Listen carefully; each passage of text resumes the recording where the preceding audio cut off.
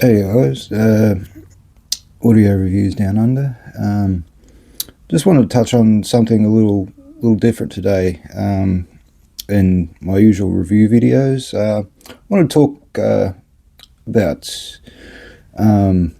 tips in EQ, and for those who don't mind using EQ, this might be a video for you. I know things are pretty divided in the audiophile community between using EQ and not using EQ. Personally, I like to use EQ with most of my IMs and headphones.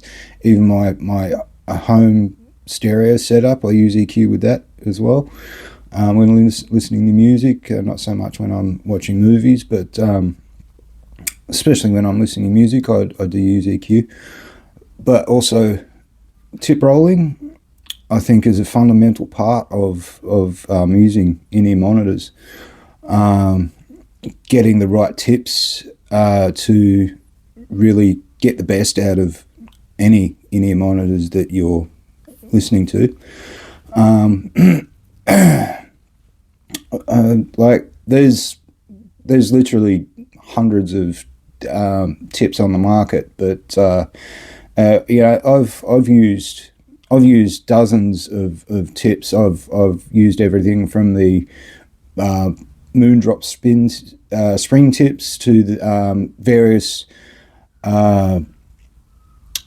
spin fit tips. I've got like 3 or 4 sets of the spin fit tips, like the CP145, CP100, CP360, CP500. I don't typically use those that much these days. I do use these tips mostly in my tip rolling, which are the the Venus Prism, the Dunu S&S Extra Large or XL, the large size Elitech Baroque, and what I have on the Yanyan Canon Pro at the moment is a set of JVC spiral dots, and they are the 4 tips that I currently use in my tip rolling. And I do mostly use either the JVC spiral dots or the Venus Prism, but I have been using the Elitech Baroque a bit lately. They sound similar to the Venus Prism, but I mean the JVC spiral dots.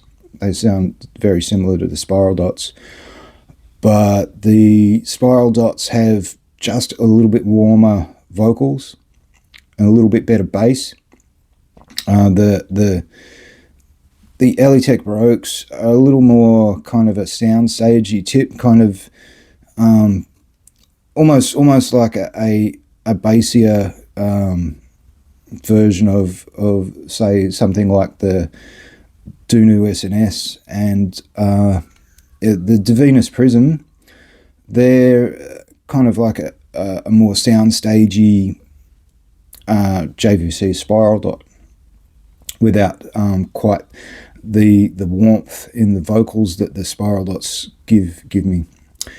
And yeah, like, it doesn't matter what tips you have. It's always good to have a variety of tips though. So you can do some tip rolling. You can, like, even some of the stock tips that you get with a lot of IMs, like the KBE 07s. I've got several pairs of those. I used to use those a lot in the various years that I've been listening to any monitors, IMs. I don't use them all that much anymore because, like, I do mostly use these 4 tips for tip rolling. because they just suit my preference for how they affect the sound. You know, other people are going to have their favorite tips, and it's best to test various tips and to see what works for you. Like I said, the JVC Spiral Dots and the Venus Prism are probably the two tips that I use the most, for the reasons that they just suit me the best. You know, I have been using the Elitech Broke a bit lately as well, but they don't quite give me the vocals that the JVC Spiral Dots do, but they do give me better bass sometimes than the Venus Prism. I think the Venus Prism are probably the most comfortable ear tips that I've used, because they're very soft, and they seal very well too. They're a liquid silicone tip, so they're very soft. They really seal very well in my ear. And also, one thing I wanted to touch on is a lot of people sorry a lot of people seem to have the impression that you need to really bury the ear tips deep in your ear to get a good seal. I don't think that is the case at all. See, with these particular tips that I use, all being quite large tips, I get a good seal with like an almost shallow to medium insertion depth. It's just a matter of kind of fiddling with the insertion and just getting the right angle in your ear. I know some people are going to have smaller ear canals, and these type of tips may not work with some people, but I think it is worth trying different tips, different insertion depths, different sizes to really see what actually works best. Not just getting a tip that you can bury deep inside your ear just to get any kind of a seal. I don't think that's the best option. I think doing a bit of tip rolling and trying different sizes. I've gone from medium sizes years ago all the way up to some of the biggest tips that I can find, and I've found that they work best for me. So definitely play with various sizes and various between your narrow to wide bore to medium bore, and really see what really does work best in terms of like the insertion depth thing. Like, you don't necessarily need to really push the tips deep into your ear to actually get a good seal. Like all of these tips that I use are, I would say, a kind of a medium insertion depth, and that also results in a lot more comfortable long-term listening, for me especially. Like it's not going to work for everybody, but I think it is a good idea to try various tips, sizes, between wide, medium, large, bore sizes, and different size tips as well. If you're used to using medium tips and you are always kind of fighting for a good seal, maybe you need to try some larger tips and try some tips that you don't necessarily need that deep insertion in your ear to get a good seal. Because it can actually give you more listening comfort for longer listening sessions as well. Anyway, that's about all I've really got to say on the whole tip front. The other thing I wanted to talk about was EQ, and what I've been doing with EQ lately is, if you can see here in the EQ that I've set up on Wavelet, this is for the Sennheiser HD620S that I've just got recently. As you can see, I've pulled down a lot of the mids, treble, and bass, and you see all of this is below zero. Like, this starts at around minus 2.5 dB all the way down to minus 7 dB, and I use that in conjunction with the Sennheiser was it the HD660S, and I cut that off at 25%, which for the HD620S gives me a really nice presentation. I also kind of added just a little bit of extra bass, sort of at 18 hertz, and I cut that off all the way down to minus 5 dB. So there's absolutely no distortion. Also, like cutting off the frequencies all the way down to, say, kind of starting at negative 2.5 dB is going to cut out a bit of your sibilance and a bit of your distortion at higher volume as well. A lot of people ask me, why I do this, and I've been doing very similar EQ.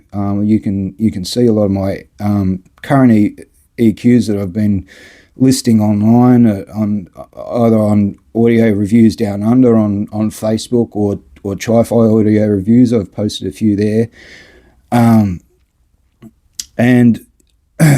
it not only reduces the sibilance and the distortion, but it also often gives a little bit deeper and wider soundstage and a little better imaging and as well, and not just with headphones but IMs as well. I've created many different EQ for all the IMs that I listen to, basically. I've got one for the Yaesu and Canon Pro. They're all stored on my phone, so I can't obviously show them on camera while I'm recording, but you can see them online on Facebook on Audio Reviews Down Under, or I think I did post some on Chi-Fi Audio Reviews as well. If you have a look there,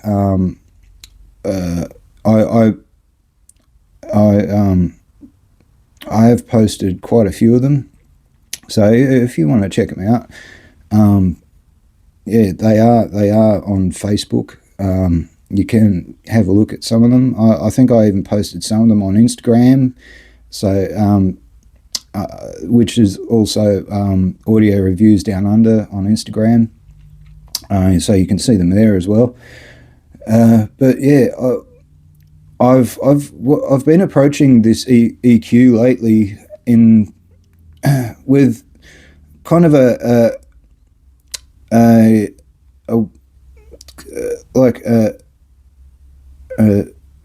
an approach to say, okay, look, how I've been EQing lately is,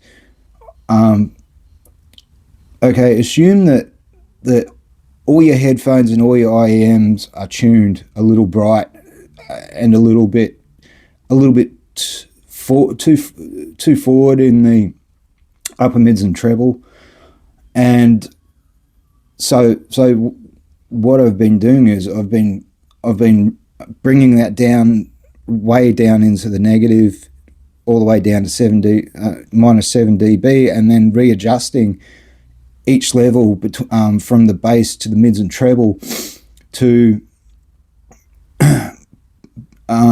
better sort of bring back more of an openness to the sound, and it cuts out a lot of that sibilance and distortion as well. And you do have to, you know, turn the volume up a bit, but you can actually listen at higher volumes without it getting fatiguing, especially with some IMs and headphones that are tuned to be quite peaky in the upper mid range and treble. But you know, like I said, it also helps a bit with the sound stage and the imaging as well. It brings the sound stage a bit wider. And what I notice between switching on and off the EQ, how I set it up is, especially with IMs, I notice that when I turn off the EQ, the sound stage narrows, and the vocals go almost inside my head, or feel like they're right next to my head. And when I turn the EQ back on, the sound stage is wider, it's deeper, the vocals are wider. It has a more natural feel to the presentation to me.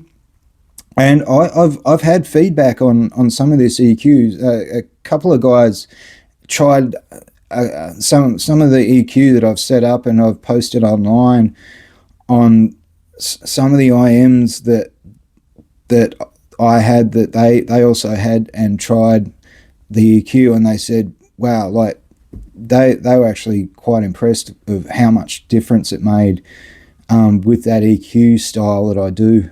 And it really does make a difference.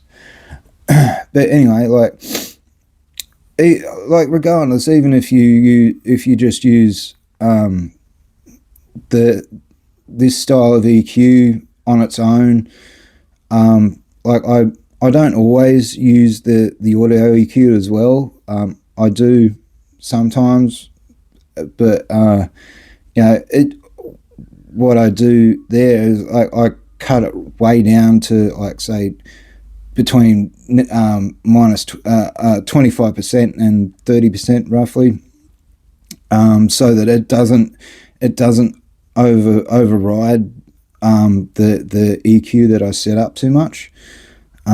It kind of just adds a little bit extra kind of texture to the mids and treble, and yeah.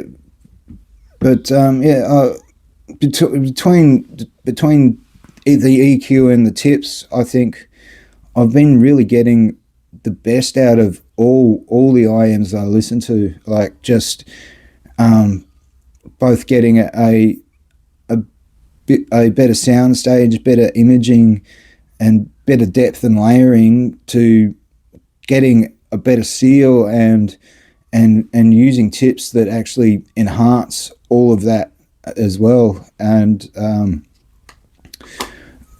really, like, it really changes how you listen to, like, your gear as well. Like it really gives you a better appreciation of what these things can actually do. Like, when you're getting the best possible playback and the best seal, and using the best tips that work for you as well, it really makes a huge difference.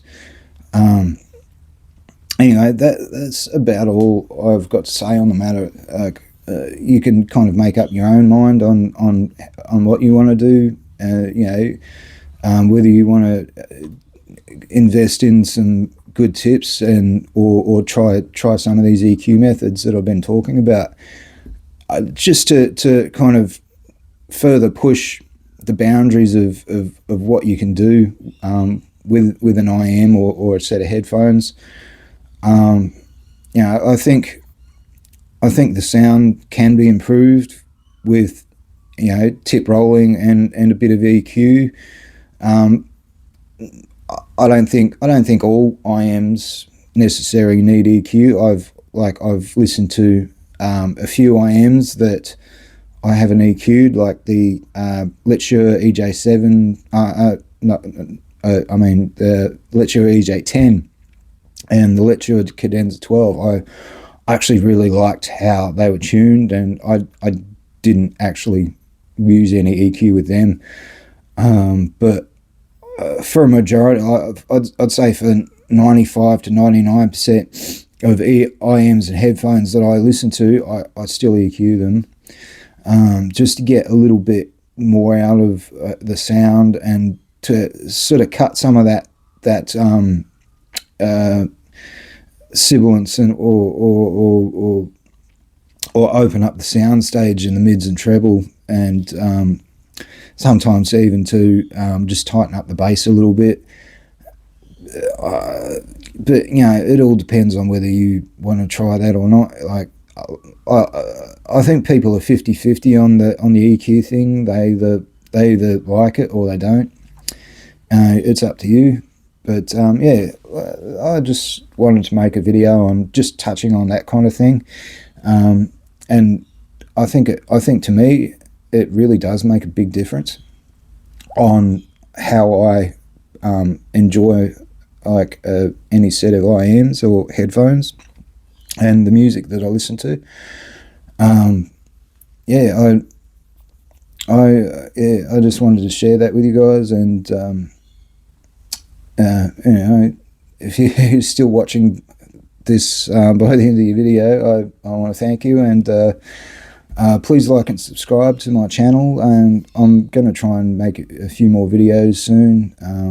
I'll be getting hopefully some new IMs in soon to review, so please stick with the channel, and I'll try and come up with some more videos to talk about different things as well, just to create a bit more content for my watchers. Anyway, thanks for watching, and have a great week, everyone.